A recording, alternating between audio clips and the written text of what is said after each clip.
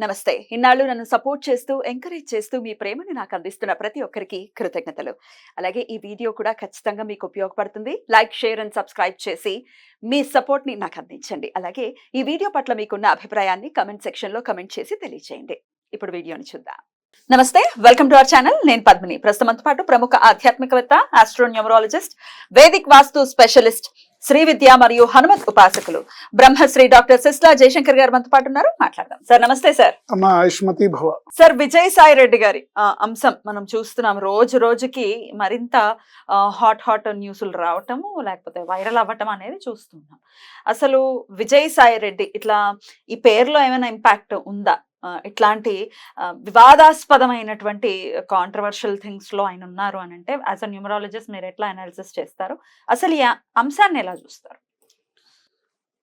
తప్పకుండా. అంటే మీరు న్యూమరాలజీ పరంగా అడిగితే విజయసాయి రెడ్డి గారి పేరులో రాంగ్ నెంబర్ ఉంటుంది.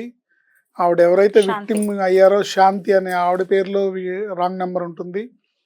శాంతి అనే పేరు పెట్టుకున్న వాళ్ళ జీవితంలో శాంతం అనేదే ఉండదు, అశాంతిగానే ఉంటుంది వాళ్ళ జీవితం. సో అంటే ఈవిడికి ఇలా వచ్చింది ప్రాబ్లం, ఇంకోళ్ళకి ఆరోగ్యపరంగా, ఇంకో రకంగా, ఇంకో రకం. అలాగే వాళ్ళ హస్బెండ్ పేరు మధుసూదన్ రావు, అందరూ మధు అని పిలుస్తారు. మధు అని పిలిస్తే 13వ నెంబర్ ఉంటుంది, 16వ నెంబర్ ఉంటుంది. సో ఇలా అన్నిట్లో రాంగ్ నెంబర్ ఉంది కాబట్టి ఇలా ఒక బ్యాడ్ సంఘటన పబ్లిక్ ఒక న్యూస్ కింద అయ్యిందని మనం అనుకోవచ్చు. ఇవన్నీ పక్కన పెడితే ఒక సమాజంలో ఒక బాధ్యత గల పౌరుడిగా నేను చెప్పాలనుకుంటున్న అంశాలు మీకు మీ ద్వారా సమాజంలో ఉన్న ఒక బాధ్యత గల పౌరుడిగా నేను కొన్ని ప్రశ్నలు అడగదలుచుకున్న మిమ్మల్ని ఏమండి, ఈ పార్టీ అధికారంలో ఉన్నప్పుడు ఆ పార్టీ వాళ్ళని, ఆ పార్టీ అధికారంలో ఉన్నప్పుడు వీళ్ళని. ఇప్పుడు సోషల్ మీడియా పెరిగిపోయింది, ఎవరికి వాళ్ళకి ఛానల్స్ ఉన్నాయి, ఎవరికి వాళ్ళకి ఇండివిజువల్గా పోస్ట్ చేసుకునే ఇది ఉంది. ప్రతి వాడికి చేతిలో ఫోన్ ఉంది, ఫోన్ నొక్కితే యూట్యూబ్ నొక్కితే అన్ని వస్తాయి.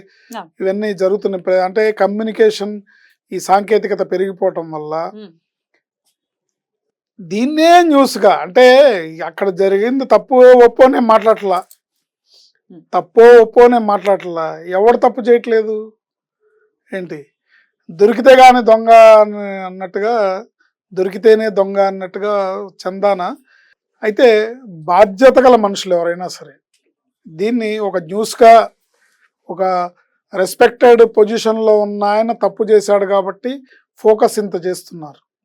ఆవిడ ఒక గవర్నమెంట్ ఉద్యోగంలో ఉన్నారు, సరే మొత్తానికి ఏదో జరిగింది. అదొక విధంగా చెప్పాలంటే న్యూస్కి ఒక భోజనం, ఫుల్ మీల్స్ అయిపోయింది వీళ్ళ కథ.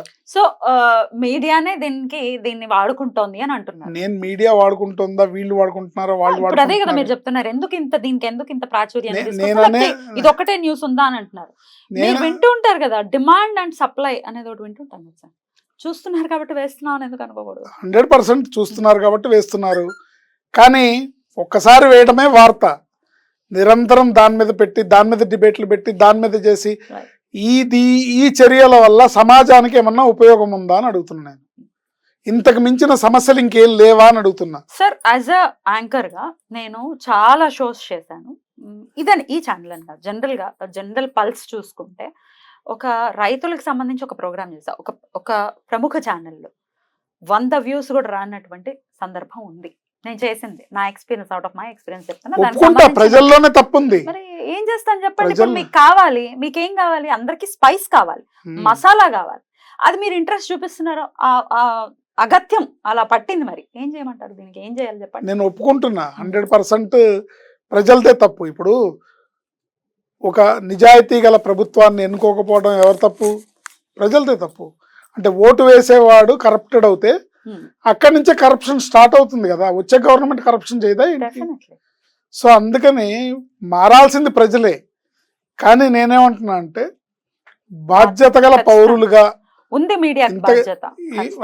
అంటే అందరూ ఇలా చేయట్లేదు, అందరూ కేవలం ఈ విషయాల మీద డిబేట్ పెట్టట్లే కదా.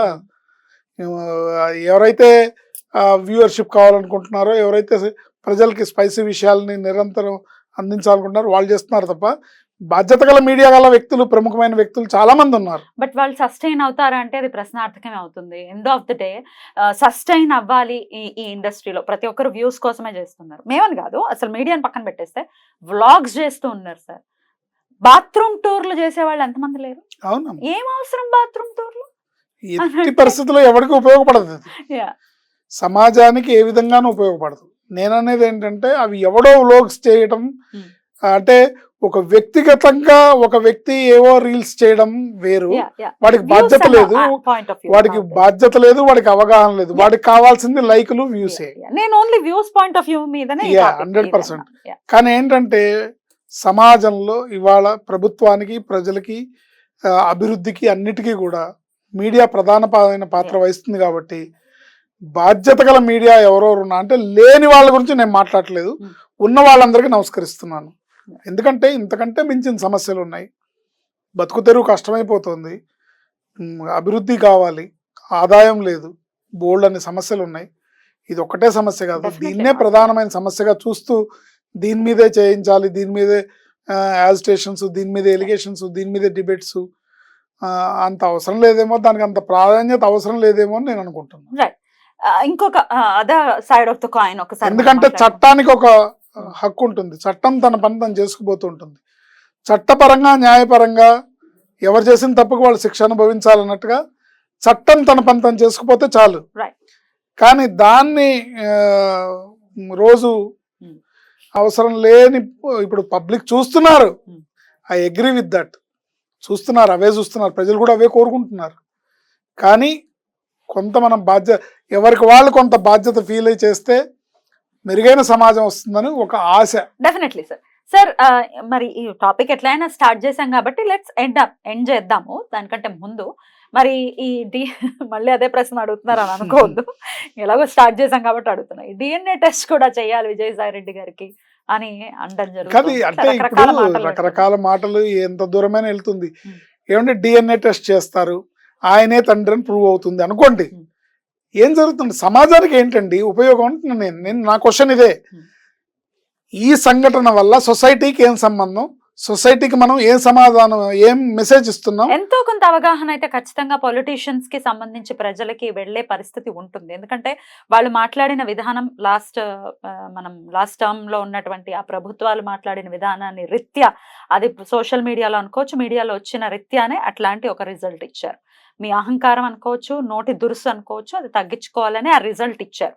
దానికి మీడియా 100% ఎంతో కొంత దాని వంతు అది ప్రయత్నం చేసింది. 100%. సో ఇది తెలుస్తుంది కదా సార్, ఇట్లాంటి రాజకీయ నాయకులు అవసరం లేదు. మరి ఇప్పుడు మనం నార్త్ కొరియా, సౌత్ కొరియా లాంటి దేశాలు తీసుకుంటే వాళ్ళు అసలు మీడియాని అణిగదొక్కినటువంటి పరిస్థితి, అసలు దేశంలో ఏం జరుగుతుందో కూడా తెలియదు. అట్లాంటి పరిస్థితి అసలు దేశానికి రాకూడదు కదా. ఒక ఫోర్త్ ఎస్టేట్ డెఫినెట్ గా మీరు చెప్పింది 100% కరెక్ట్, బాధ్యతాయుతంగా ఉండాలి. ఒక బాధ్యతాయుతంగా ఇంతకు మించిన సమస్యలు ఉన్నాయి. కరెక్ట్. కొద్దో గొప్ప పనిచేసే ప్రభుత్వం వచ్చింది ఇప్పుడు, కూటమి ప్రభుత్వం. ఆంధ్ర రాష్ట్రంలో కొద్దో గొప్ప గత ప్రభుత్వం కన్నా మెరుగైన పనిచేసే ప్రభుత్వం వచ్చింది. సో వాళ్ళు చేసే పనుల్ని, వాళ్ళు చేసేవి పాజిటివ్గా ప్రజల్లోకి తీసుకెళ్ళడం, దీనికి రాజకీయ రంగు పులమకుండా, అంటే చంద్రబాబు నాయుడు గారికి సపోర్ట్గా చేస్తే టీడీపీ అని, పచ్చ మీడియా అని, లేకపోతే పవన్ కళ్యాణ్కి సపోర్ట్ చేస్తే ఇది జనసేన మీడియా అని, వాళ్ళ సోషల్ మీడియా ప్లాట్ఫామ్ అని, లేకపోతే బీజేపీకి సపోర్ట్ చేస్తే ఇది నరేంద్ర మోడీ గారి ఇది అని అనుకోకుండా, ఏదైతే ప్రజలకి, ప్రభుత్వానికి మధ్యలో వారధిగా మీడియా బాధ్యతగా ఎంతోమంది మహానుభావులు రైట్ ఫ్రమ్ ద బిగినింగ్ చాలామంది, రామ్ గారు లాంటి వాళ్ళు, ఇండియన్ ఎక్స్ప్రెస్ రామ్ గారు లాంటి వాళ్ళ దగ్గర నుంచి తీసుకుంటే రామోజీరావు గారి వరకు బాధ్యతాయుతమైన వాళ్ళు చాలామంది ప్రముఖులు ప్రధానమైన పాత్ర, సొసైటీలో ప్రధానమైన పాత్ర పోషించారు వాళ్ళు. అలా ఉంటే బాగుంటుందని ఒక చిన్న ఆశ, ఇది ఉండాలని కోరిక కాదు. నేను ఎంత సముద్రంలో నీటి పొట్టంతటి వాడిని, కానీ ఇలాంటి వాటికన్నా సమాజానికి ఉపయోగపడేవి తీసుకెళ్తే బాగుంటుంది అని.